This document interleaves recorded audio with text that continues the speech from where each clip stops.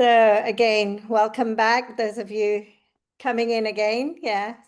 Those of you who have been like Cindy with us for since yesterday, it's just great to have you again in this beautiful energy, in this sacred space. So welcome everybody and welcome to the EduCage Global Gathering. This is a transformative event dedicated to reimagining education beyond the limitations of traditional systems. EduCage is more than a conference. It's a movement rooted in the belief that learning should be liberating, individualistic, inspiring, inclusive, and lifelong. And, I love one of these, one of these Buddhist quotes. It's just beautiful. I'll read it out to you. It says, "Know well what keeps you going and what holds you back, and choose the path that leads to wisdom." That's so beautiful. So, yeah, this global gathering is all about leading us to wisdom and knowing what we already know, what we came with, right? The inner knowing, our intuition, the inner compass, and I always say the invisible teacher within. So, it's all about unleashing that invisible teacher within. So, let's explore what's possible together with EduCage. My name is Amarpal Sohi, or Ami for short, and I'm the host and the creatrix of this event. So happy to see you here with us again. Thank you for those who have been coming back to all of the sessions or to most of these beautiful transmissions.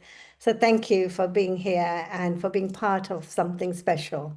So without further ado, I'm beyond excited and honored to present to you Miss Enrica Ferrucci. Welcome, Enrica. Such an honor and pleasure to have you here with us. Thank you, Amarpal. Thank you for being here, everybody. So it's a pleasure for me to as well. Welcome, Enrica. It's a great honor. So let me introduce you to Enrica. Enrica Ferrucci is an author, healer, and guide dedicated to multidimensional transformation and soul remembrance. Born and raised in Rome, her journey bridges ancient wisdom, vibrational healing, and the living language of light. She is the creator and living conduit of cosmic ocean frequencies, a field of attunement inviting vibrational recalibration and soul alignment through sound, energy purification, and intuitive guidance.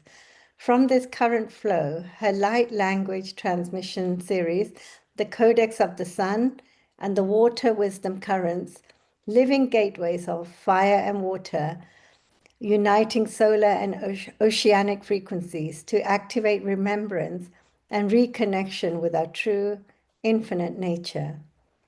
Through her books, Beads of Light, A Story of Alignment, and The Eight Keys, Opening to the Mysteries of Cosmic Harmony, Enrica guides us into deeper awareness of our divine essence and the cosmic intelligence that flows through all of life. So beautiful, beautiful background and biography, So Enrica. beautiful. Thank you. And you can learn more about Enrica on her website, cosmicoceanfrequencies.com. Okay. So, Enrica, your topic for today is Beyond Learning, Reclaiming Soul Intelligence Beyond Systems. Wow, beautiful title. And yeah, I can't wait to unpack this with you.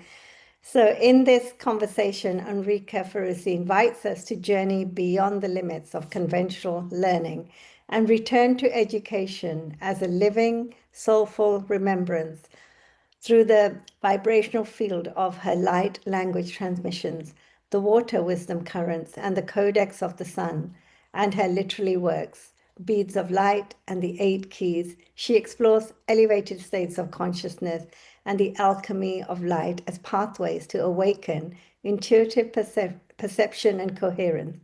She also shares the wisdom of water, awakening the song lines within our bodies and soul streams, and the ancient solar harmonics that serve us as a compass of remembrance.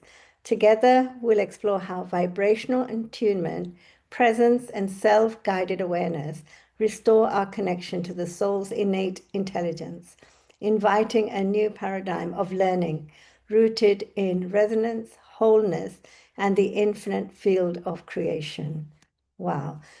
So, Enrica, let's kick off the conversation with this kind of remembrance or unlearning. So, the conference Educate, it invites us to unlearn the old ways of education, right? So, from your perspective, what do they mean to move beyond learning? And how can remembering rather than studying become a new foundation for education and transformation? Thank you. Beautiful introduction, Amarpal. So thank you for your words. This is a beautiful time to think about what learning is or reconsider learning.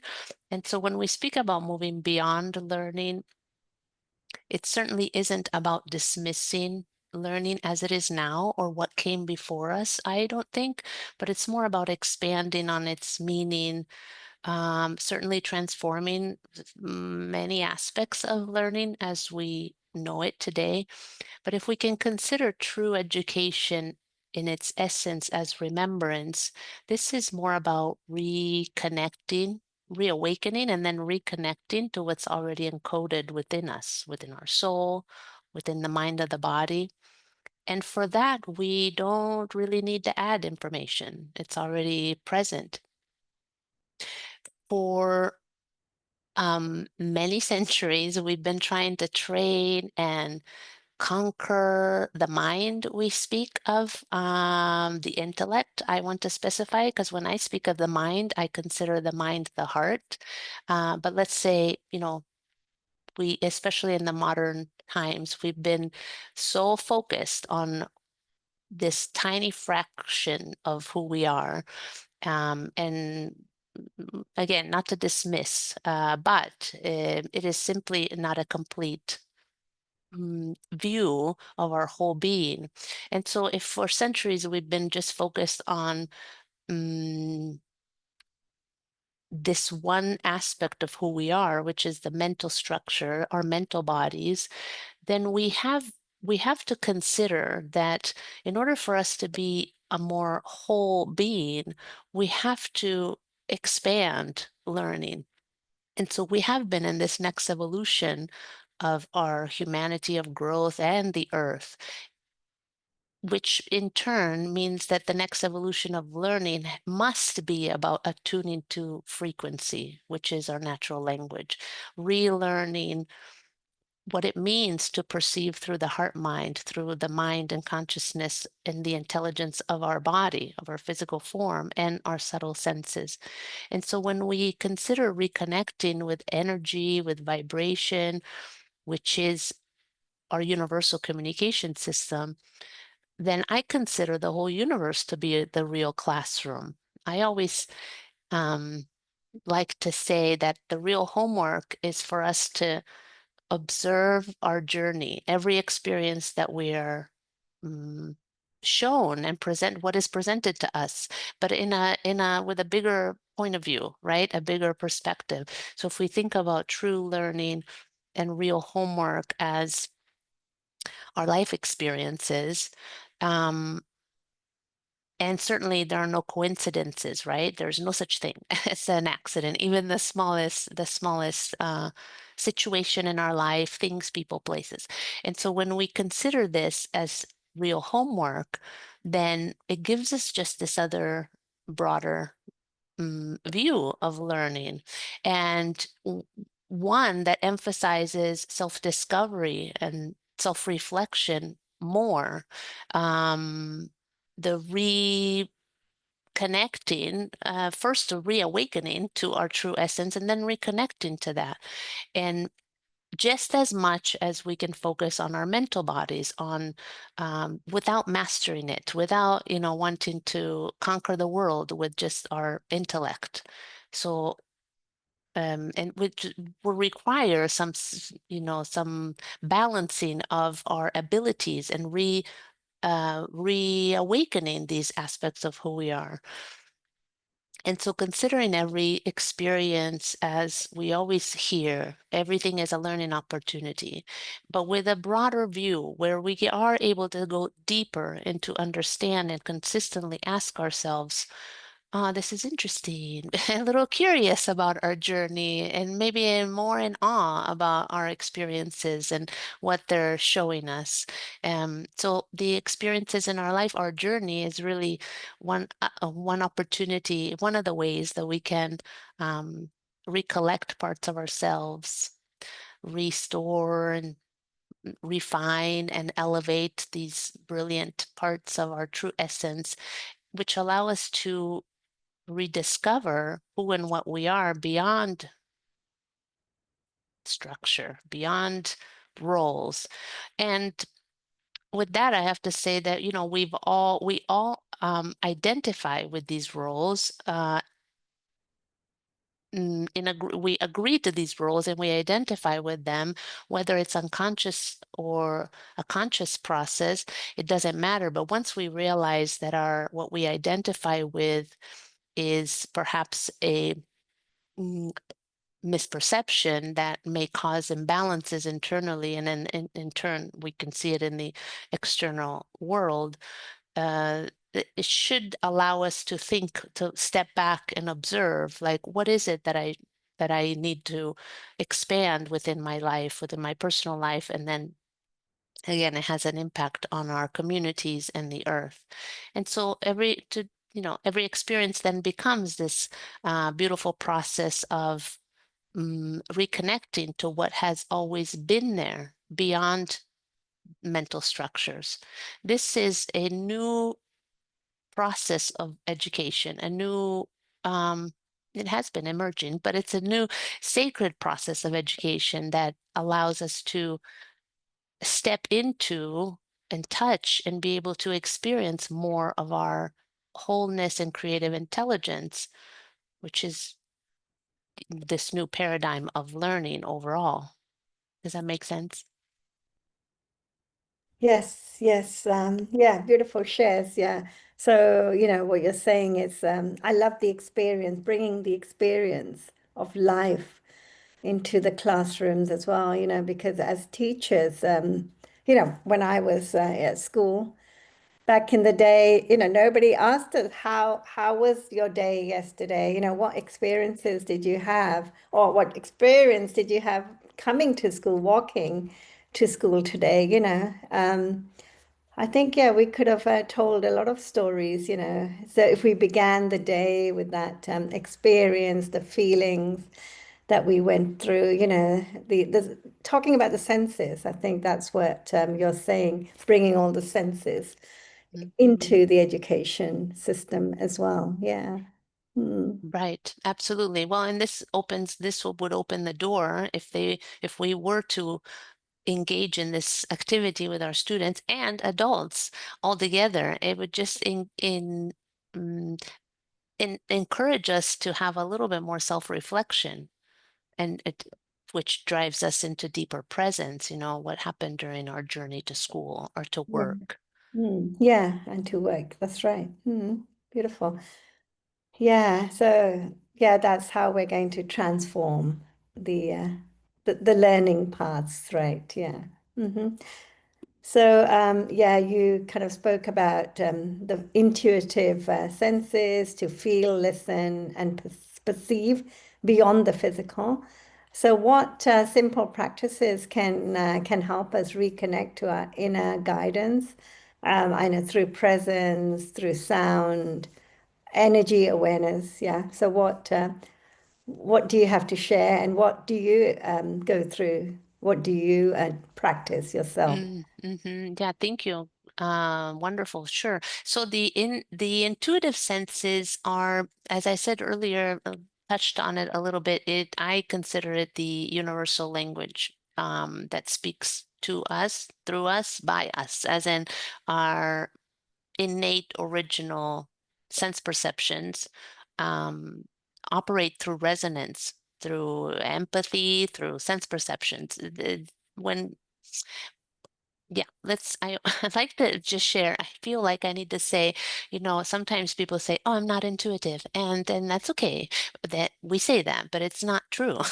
Actually, intuitive senses are innate. They're not just reserved for special people that trained in them. However, they became very quiet and perhaps silenced or suppressed, especially by the modern world, which is overloaded with data and information, and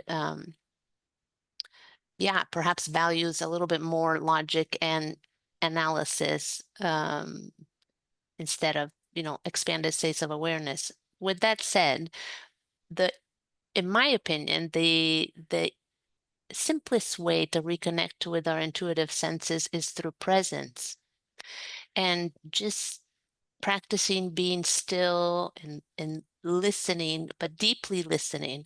And when we have challenges with that, with just being still and listening, all it means is that it takes us a little bit more time to get to a point where we can listen and we can be uh, aware of our intuitive senses.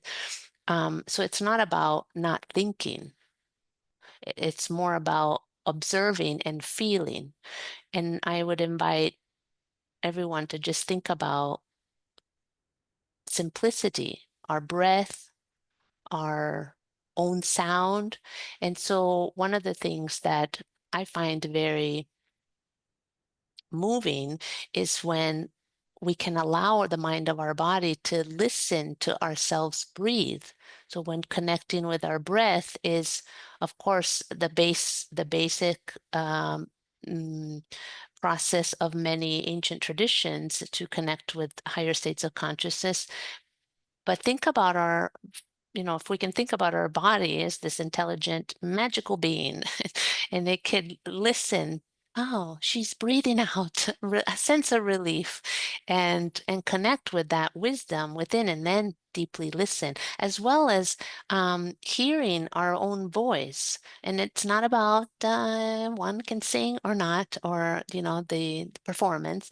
It's about hearing our tone, or just the breath is fine, especially for those that may feel uncomfortable with our own voice. Chanting or just speaking words with the sincerest intention. And if one cannot express themselves through the voice or sound, just simply making sounds with our body through motion. What I'm trying to get to is by creating vibration within, just hearing our breath, hearing our own voice creates vibration, and vibration reorganizes our inner waters. It reshapes and recoordinates our nervous system, for example. And the different fluids within our body, not just physical form, and then, of course, the energy and spiritual field. So if we can consider water, we know water as consciousness, our own mirror to consciousness, then just by, mm, again, with a sincere mind, connecting to the waters within our body by simply placing our hands over our body wherever they're comfortable, and then listen, going deeper and deeper. This practice is we don't need any tools, any instruments. So it's already here right now. And this helps us open up gateways to our own guidance system. And like I said before, sometimes it takes us a little bit of time because we're very busy up here, a lot to do, a lot of information. And so this is when we speak a lot about self-practice, self-care practices. I'm one of those people, for example, but just want to highlight that self-care practices, we have amazing practices for our higher selves, connecting with higher states of consciousness, and we have self-care practices for the small mind, let's say, and all of it is fantastic.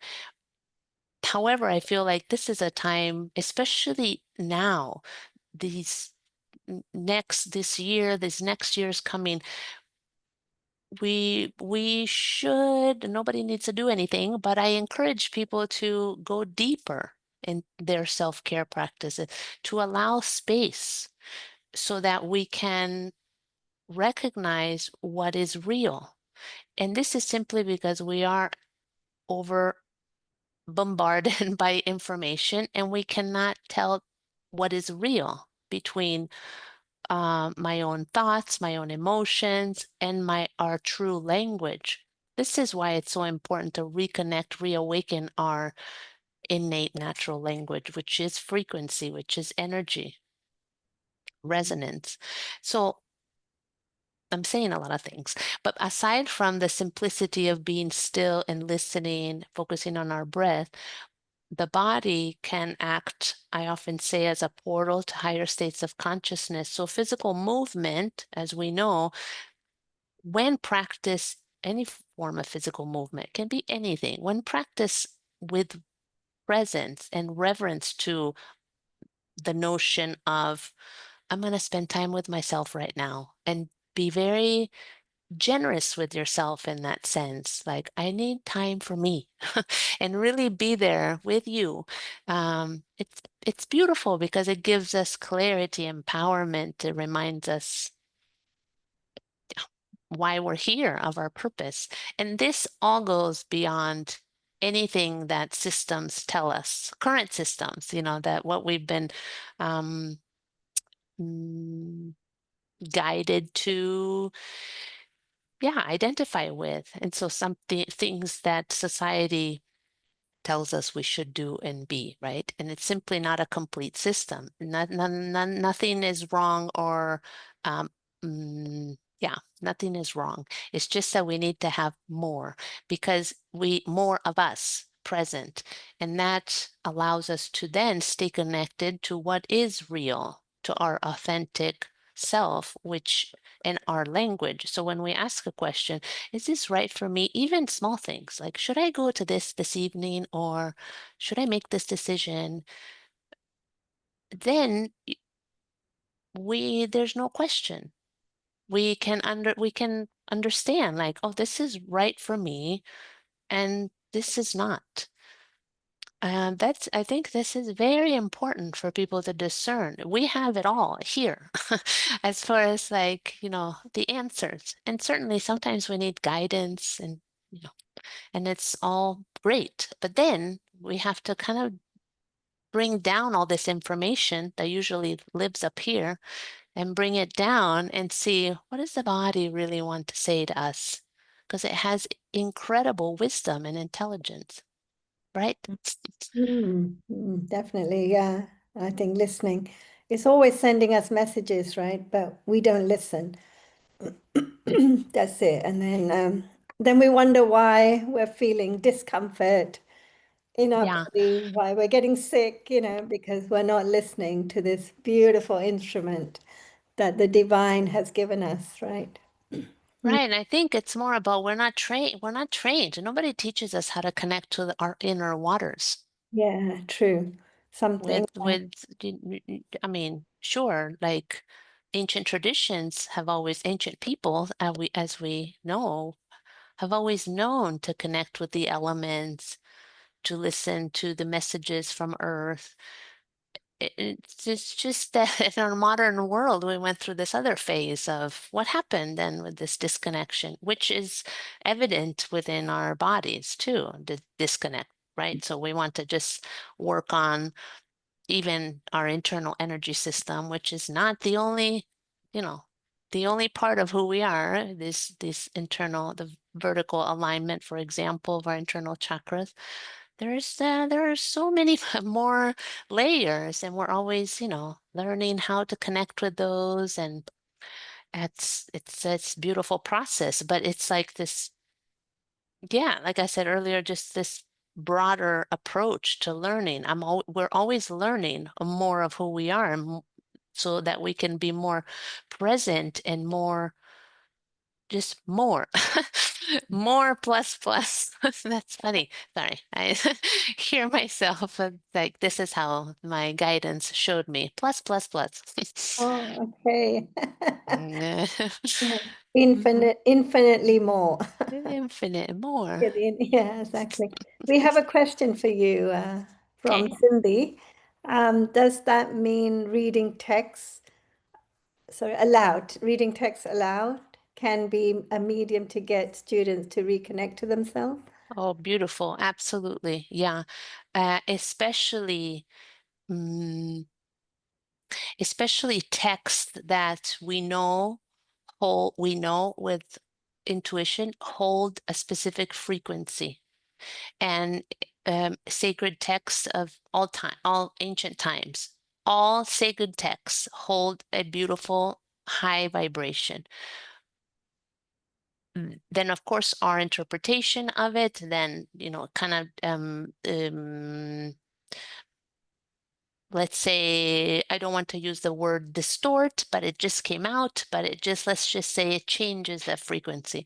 So beautiful, yes, text, but it could be a letter to, if you think about children, it could be a letter to their parents, to their grandparents. It could be a letter to themselves, to their companion, something that comes through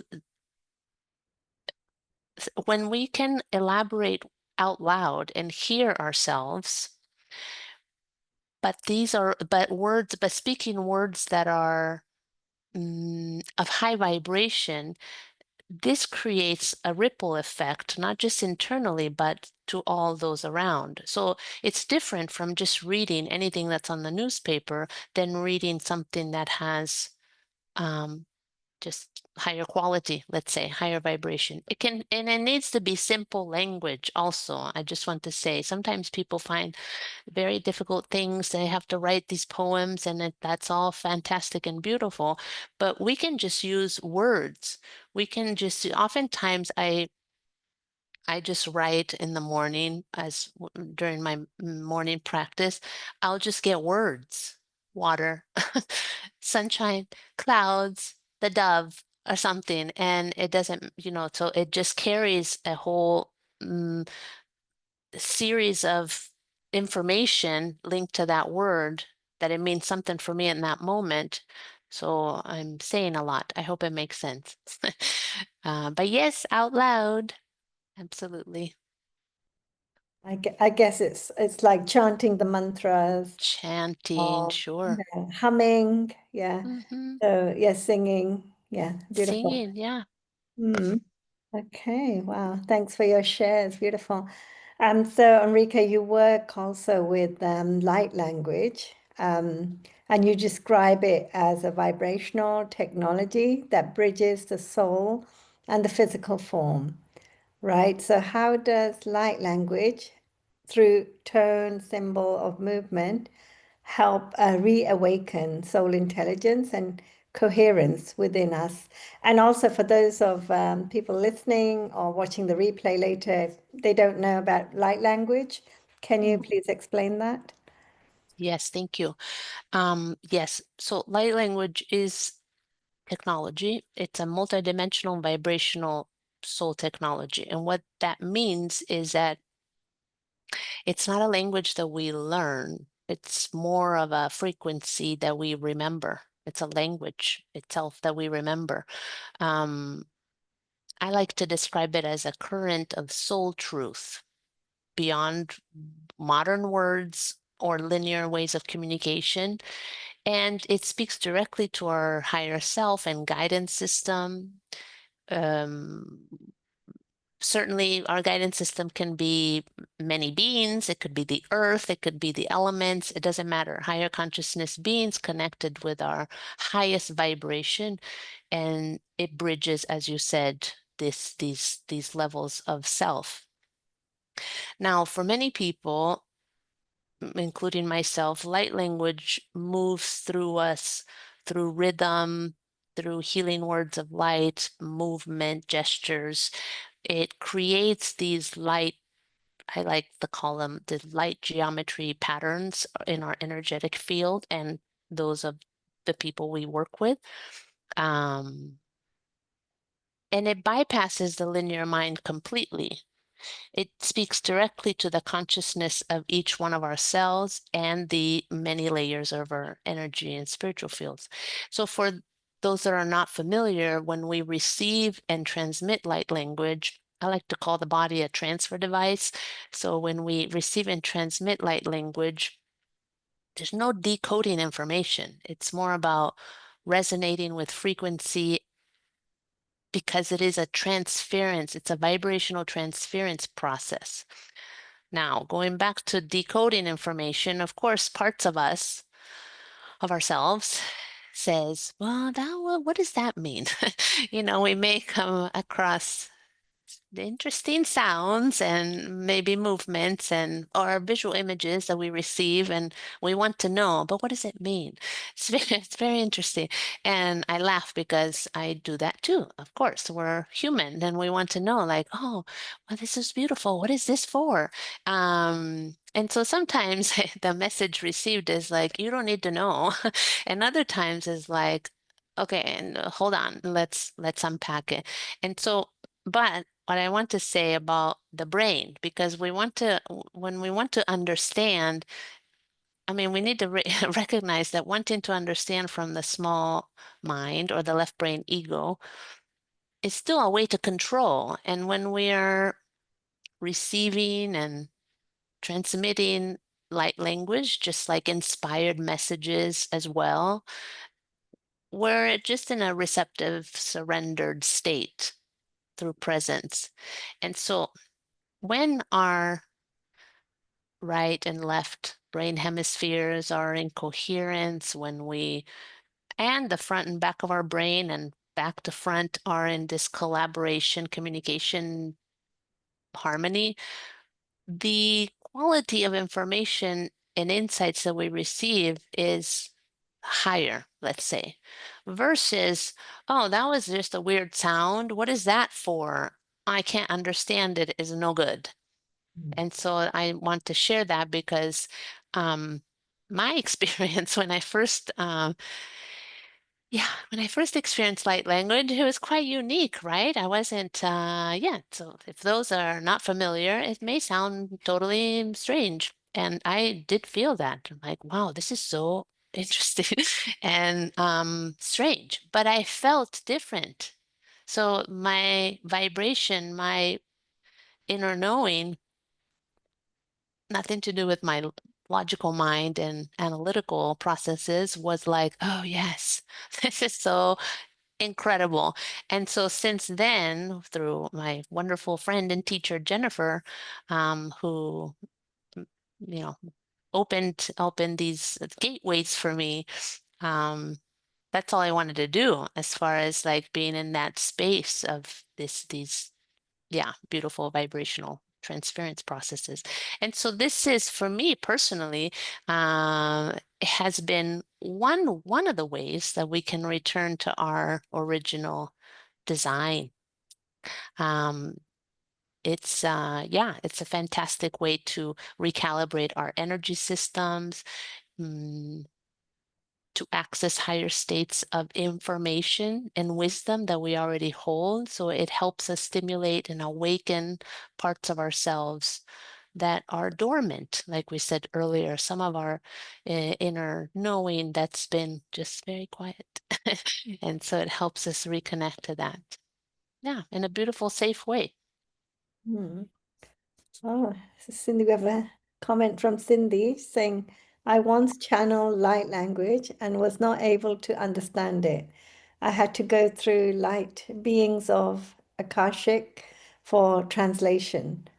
Mhm. They were very kind to translate. Wow, that's beautiful. Beautiful. Yeah. Yeah, yeah, exactly. So oftentimes, especially when I work with groups of people, I will ask because I am all here. There's no, disappearing.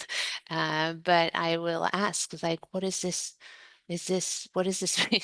And I will receive, like, okay, this is, the instructions or information, which is really nice. The key is to just remain back here enough that you can, yeah, deliver just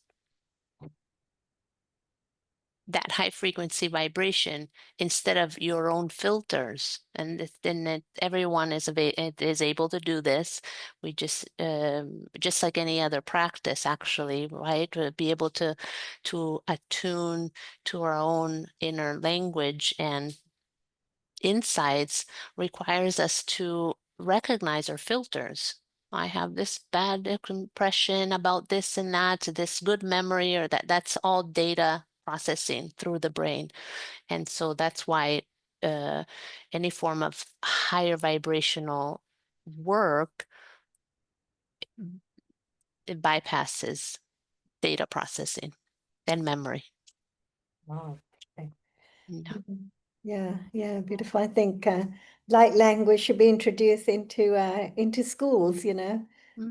early on, primary schools, for example, and connecting to the higher self is also, Absolutely. In fact, yeah. children are so, especially younger children, are so open. They can feel, of course, we know that at a younger age, we're still so aware of the unseen realms, let's say. And so they recognize the vibration. Mm. And even young adults, they recognize, like, I don't know what's happening, but this feels really nice, and I feel like, oh, now thank you for giving me that experience. um so this is, yeah, absolutely. And it could be, by the way, it is through it is also available for people through their own creative expression. It doesn't have to be verbal. It can be um, a visual experience, an internal visual experience. It could be through art, of course, but even if one doesn't consider themselves a gifted person through, the medium of art, just writing, glyphs, motions. Yeah, this is all this beautiful language of the soul. Yeah, beautiful. So you've written a couple of books as well, connected to the light language. So your light language series, the water wisdom currents and the codex of the sun, they hold the frequency of water and fire. So how do these element streams support human evolution and remembrance, both personally and collectively? Thank you.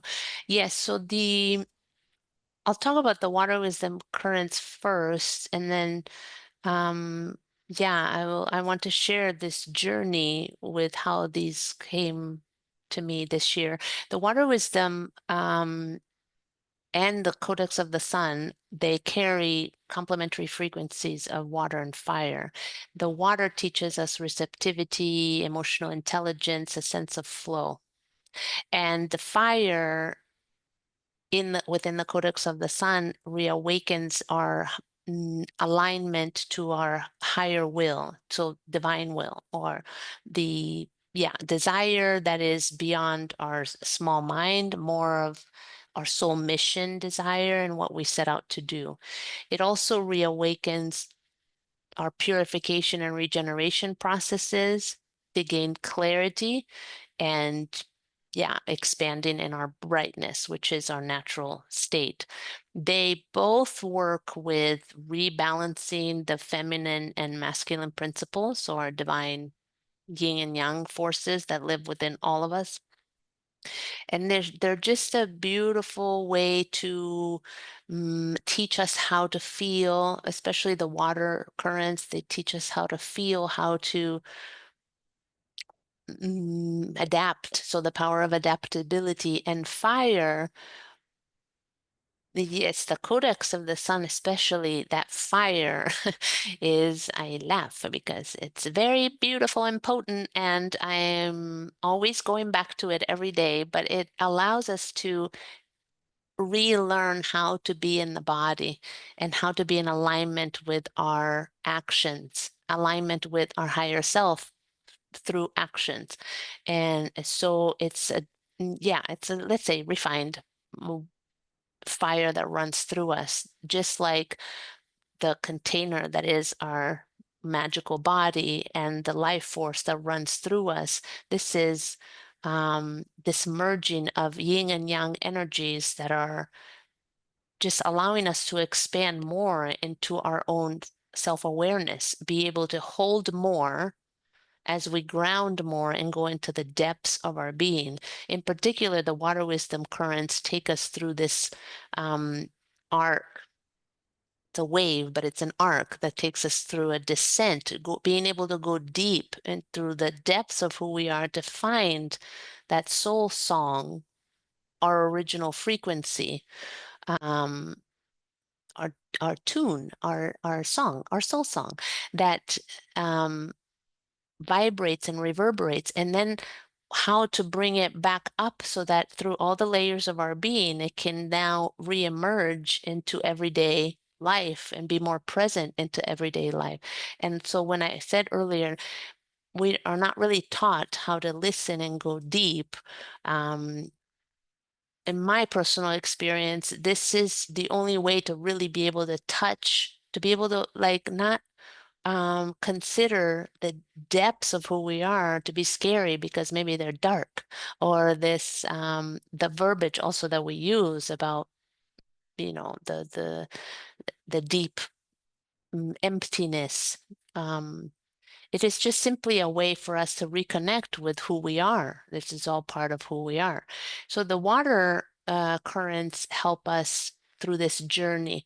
It may be through dream time for many. For myself, is through dream time. So I share a lot of practices connected through the two dreams and how to expand, excuse me, into elevated states of consciousness to be able to reconnect to those insights that we receive once we reconnect to our original soul stream, our original frequency. And this wisdom, the water wisdom, the currents, the cosmic waters hold this wisdom of all time and dimension, and it lives within us. This is the wisdom of true healing abilities, the wisdom of true expression, true seeing. And it is most valuable, the most valuable right now. As you can see, I'm very enthusiastic about this. Just to be able to reconnect to these parts of who we are, and everyone will go through these processes in their own unique way, is vital, I think, for for what comes next in our evolution of humanity, to be able to reconnect to this wisdom that's always been there. It's alive within us. This is our, true healing abilities again, our authentic self. So water, wisdom. Now, the Codex of the Sun. Any questions? Can I continue? All good? There are no questions, no. The codex is embedded, it carries solar frequencies from many galactic councils that have seeded this wisdom across our crystalline grid and across time. So it works directly with the inner light temple teachings of ancient times, linking many lineages. And I found that the transmissions are especially designed for us to reconnect to our galactic families, reconnect all of humanity's world with our galactic families, and the deep tones that are emerging from the earth through different shifts that Earth herself is going through. There are beautiful ways to receive activations and integration as the codex moves in a spiral. It's a spiral journey of activations and integrations moving from the foundations of our being, which I call the pillars of light body initiations, and then it moves through higher threads connecting us to the cosmos, and different gates, ascension gates that amplify and seal the process the journey that we go through. And certainly there is a guidance into how to navigate and enter these transmission series, both the water wisdom currents and the codex.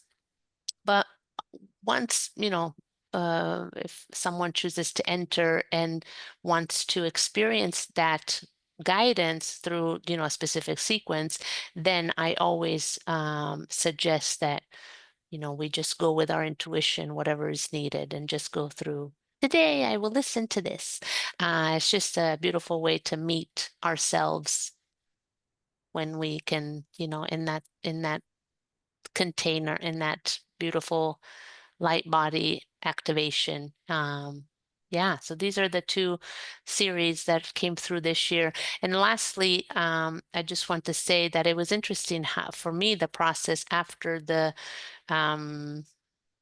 yeah, putting them together, because the Codex of the Sun was received earlier this spring, and then the Water Wisdom Currents was received on Lionsgate. And once I went through the, let's say, the sealing of these beautiful streams, I realized that they both have solar and water harmonic frequencies to help us balance the divine masculine and feminine within us, the yang and yin properties that we each have, and then the earth and the cosmos.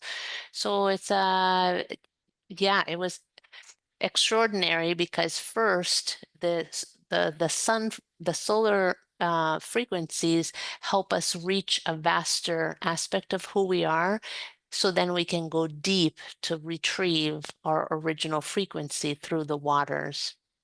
And then again, it's a process. So it's not like, oh, I got it. We got it, and then next, and then we continue to move in the wave, and yeah. Mm. Wow, beautiful. Yeah, you mentioned that there are some practices we can do with the water frequencies and the Codex of the Sun. Can you Mhm. share some of those? Sure. Yes, the each in within each transmission actually of the series are suggested activities, such as still activities, visualization and meditation, which is just as powerful as engaging our body. However, I do encourage and share some of the physical practices, because as we engage all of us ourselves, so our physical body, it can help us integrate and ground and connect to the earth in a deeper way.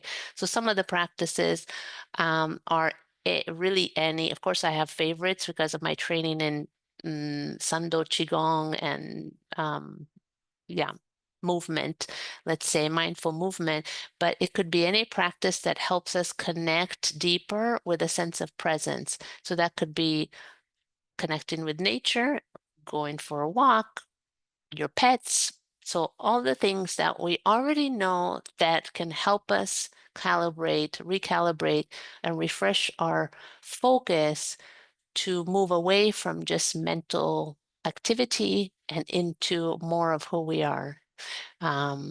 So yeah, there is a whole series of different activities that we can do. But of course, every one of us is different, so we can resonate with one or the other. And every day may be different, right? Sometimes people say, what do you do in the morning for your morning training? I'm like, well, it depends on that day, but yeah, it depends. Thank you. Thank you for sharing all that. A thought just came to my mind. You know, you're talking about the Codex of the Sun. I'm just wondering the spiral, what they in the Great Pyramid, what they recently, the recent discovery, right, underground. Do you think that's connected to the sun, to the Codex of the Sun? I personally feel it is. I wasn't aware of this until after these frequencies came through me in the spring. And it was really fascinating because as I'm, presented or shown information, it's like this wonderful puzzle of things coming, together. And I notice like, oh, wow, that's interesting. Uh, Maybe that's why it's so timely. But I do feel, beyond,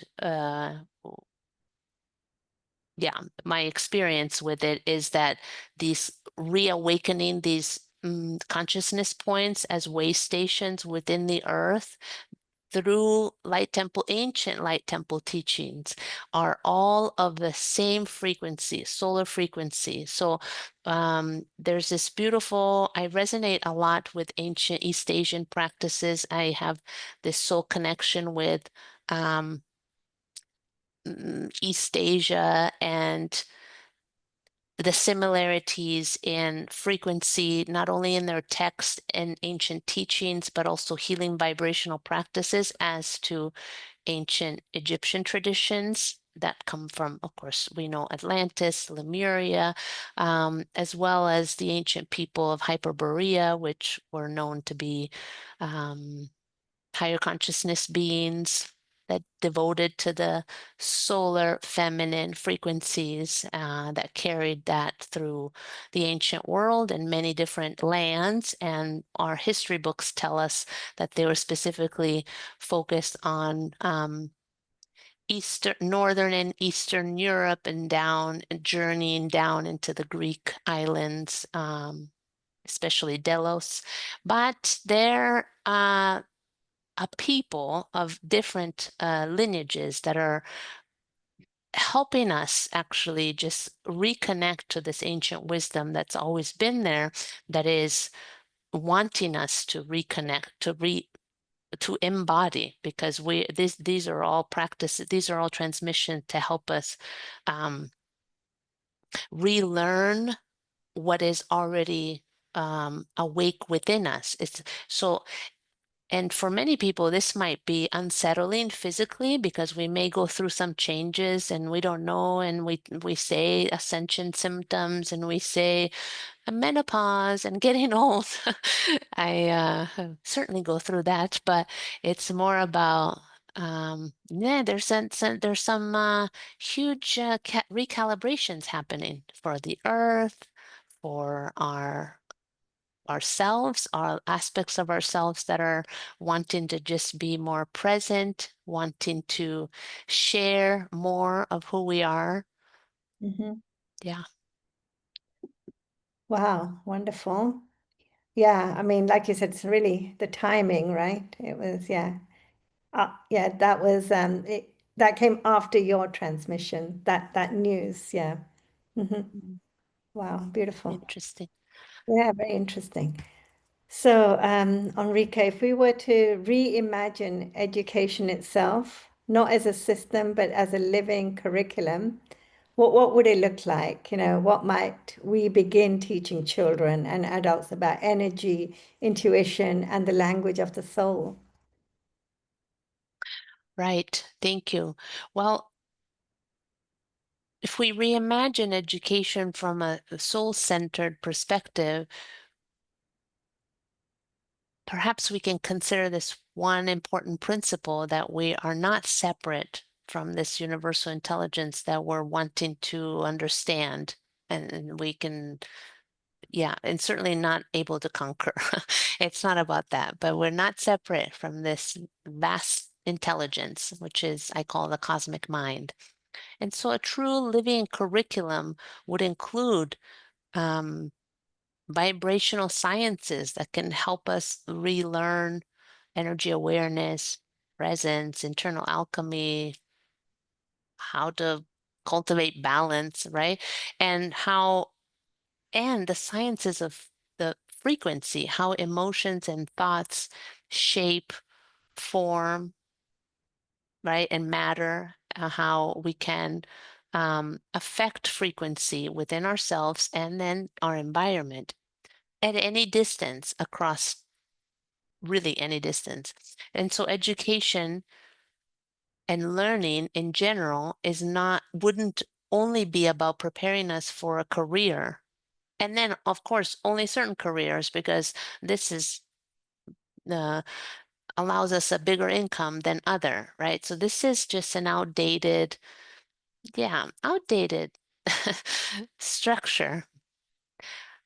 It would prepare us for conscious living, for more meaningful connections with our communities, with the earth.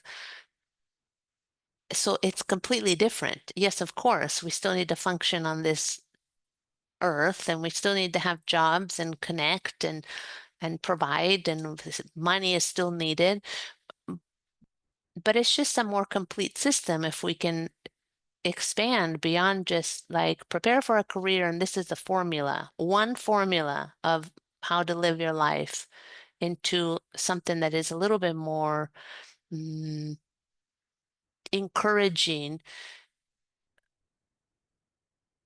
for our true selves to be able to emerge and be authentic and vulnerable and ourselves versus having to conform and be silent.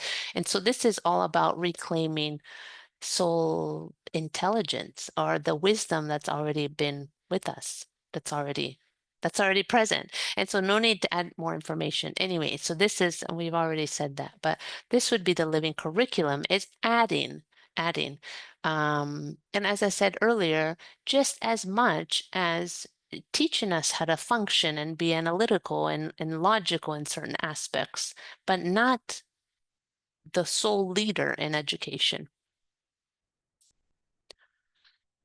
Yeah, beautiful. And I think when we're taught geography or geology, I really feel that the ley lines should also be talked about. Oh, The right. earth as a living, or it's a living being, right? And there are Mhm. these ley lines which I had never heard of until now, as so late in my life. So yeah, what are the ley lines? And the kids are not aware, right? So Mhm. yeah, that's So true, absolutely. Yeah, and absolutely, that's a beautiful way yeah, to connect with the earth as well. And then Mhm. what's beneath the ley lines, what do they attract? And then, yeah, absolutely. Sorry, off on another tangent. Okay. Cindy has another question. Are there grid works that affect positively the codexes? Mhm. Yes, so with this, I would like to just share that our physical location, where we are physically ourselves, has a resonance. There's a meaning, is we're resonant with that particular location. And there is a meaning for that to help us awaken certain parts of ourselves to expand more. And so there is no coincidence. And even for those who have that were born and raised and lived their whole life in the same place, it's not like that's oh, you've never left, it's not good. No, not at all. There is a specific frequency that runs through that section of that part of the earth that is resonating and in agreement with our own original frequency. So with that said, there are points of awareness, I call them way stations within the earth, not just on the surface, but deep within, that are reconnecting with certain beings. Of course, the animal kingdom, plant kingdom, and our and humanity. And is every single human affected? I believe so, in one way or another. And let's consider that the frequency and vibration of the earth as this massive being is very expansive. So if I am currently living in central Italy, that doesn't mean that I don't receive frequency information from other parts of the world, because just like the trees are connected under the ground and so many extensive um, song lines, we are the same. We're connecting in the same manner. And so many grids across the earth are being awakened, but our frequency in that specific location that we are in at this time, at any particular time, has an importance for us to be able to ground it, to yeah, integrate it through ourselves and ground it. I hope that answered the question. It's very interesting and not so easy to explain, but there is this light geometry that is always moving in dynamic balance, that is always recalibrating through us, by us, with the earth. Hmm. Wow. Mm. Beautiful.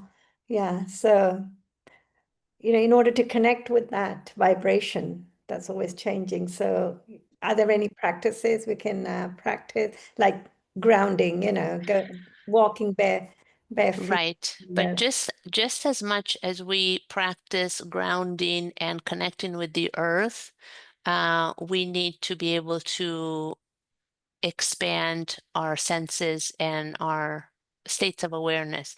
So just like we go vertically up to expand our ability to receive insights from our higher self and guidance system, we need to be able to go deep down into the earth. So we need both.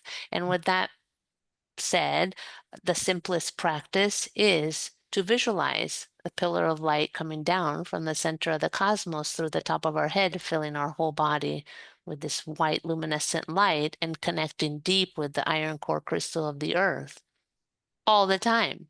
And so when we feel imbalanced, then we can simply visualize that. Anybody can visualize in their inner mind screen this connection. And it's not simplistic. It is just the fastest way once we are attuned. It's almost like, oh, right, my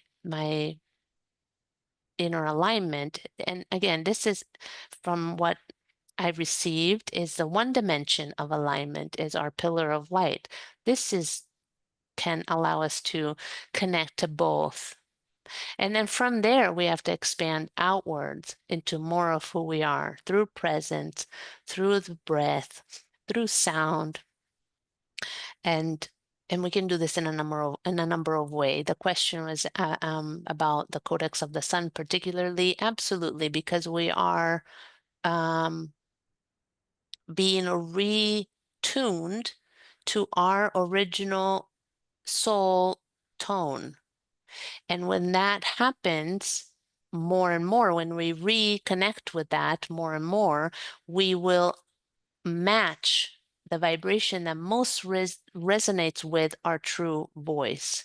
And so we would receive those light geometries and information from the grids across the earth that most resonate with us.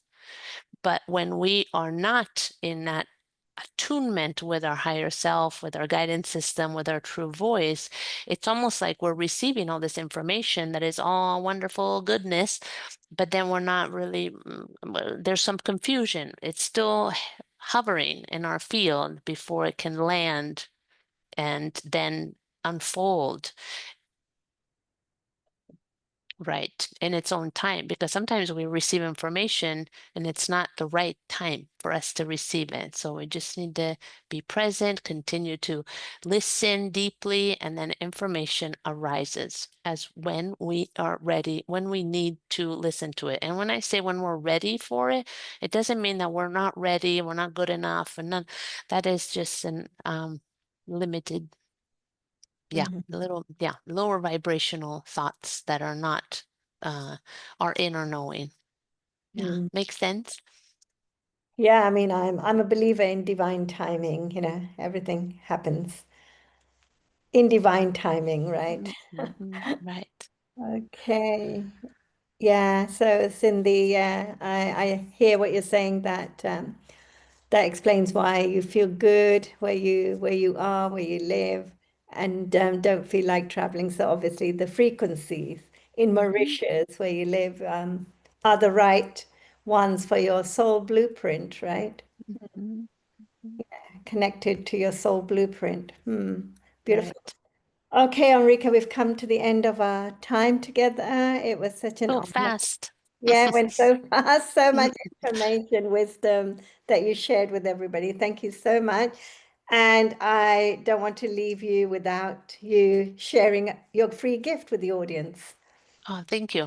Yes, so I am so happy to share two of the transmissions, one from the Water Wisdom Currents, and I believe it's the Ocean Keepers, and then the Codex of the Sun is a mirror of the sun, which is one of the Ascension Gates light keys.